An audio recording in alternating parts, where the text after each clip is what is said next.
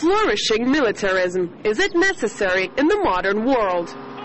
Take a look at the United States. It has 6,000 military bases on its own territory and a record number of military facilities abroad, more than any other country in the world. Experts estimate the number of sites to be from 6 to over 800. They are thought to be based in 130 countries. Add another 60 countries or so, and that's the entire world. According to investigative journalist Wayne Madsen, many of the locations are kept secret. There was just recently an incident where an Air Force enlisted man had crashed into a wedding procession in Lithuania. It turns out he was attached to an air base in Lithuania. So every day we find out about additional U.S. bases that we haven't heard of in the past.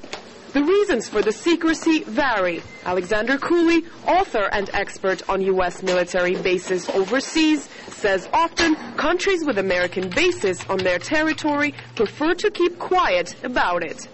As U.S. legitimacy has declined, host country governments have been less willing to publicly be associated with the U.S. But others are always ready to flaunt anything they have when it comes to the United States, like the Georgian president, who has recently been more than welcoming when it comes to American presence on his country's territory. Mikhail Saakashvili has reportedly offered the United States several thousand hectares of land to use for military bases.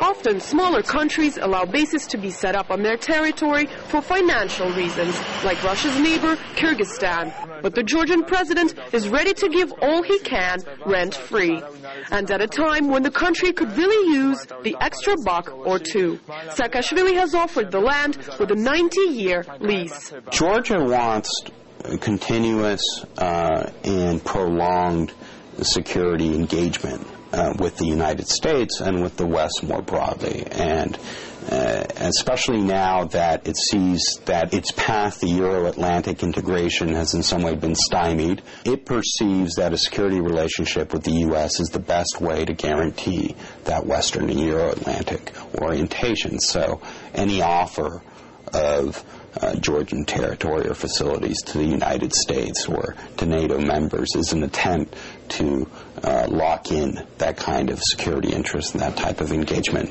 Meanwhile, some analysts say the United States doesn't even need about a quarter of the military bases it has set up around the world. Moreover, others say it simply can't afford them. We won't be able to pay for all these bases, and we may see many of these being closed down. Last year, the United States spent hundreds of billions of dollars on its military, almost as much as the rest of the world's defense spending combined. And all this at a time when common taxpayers have been counting pennies to make ends meet.